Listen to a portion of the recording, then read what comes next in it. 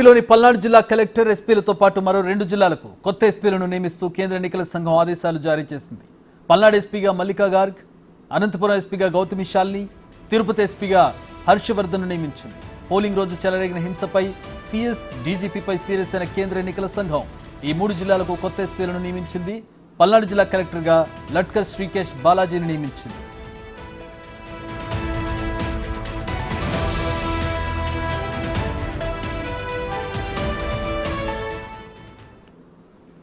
పల్నాడు జిల్లా కలెక్టర్ ఎస్పీలతో పాటు మరో 2 జిల్లాలకు కొత్త ఎస్పీలను నియమించింది. వీటికి సంబంధించినటువంటి మరిన్ని వివరాలు మా ప్రతినిధి మల్లికార్జున్ అందించడానికి లైవ్ లో జాయిన్ అవుతున్నారు. మల్లికార్జున్,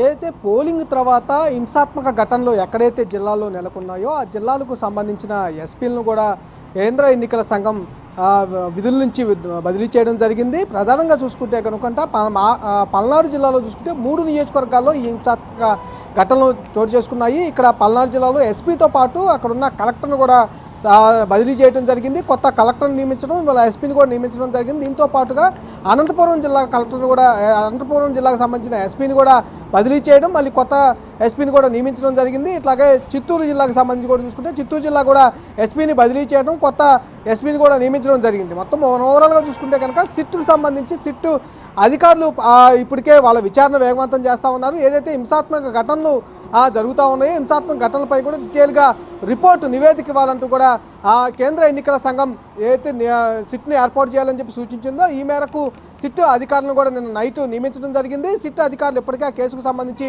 వేగవంతం చేస్తూ ఉన్నారు. వారితో పాటుగా ఇప్పుడు కొత్తగా ఎస్పీలను కూడా నియమించడం జరిగింది. 3 జిల్లాలకు చూసుకుంటే కనుక 3 జిల్లాలు, ఇటు పల్నాడు జిల్లాకి సంబంధించి పల్నాడు జిల్లా ఎస్పీగా కూడా ఇటు మల్లికార్జున ఖర్గేను నియమించడం జరిగింది. అటు చిత్తూరు జిల్లా చూసుకుంటే కనుక హర్షవర్ధన్ను నియమించడం జరిగింది. అలాగే అనంతపురం ఎస్పీగా కూడా గౌతమ్ శాలిని కూడా నియమించడం జరిగింది.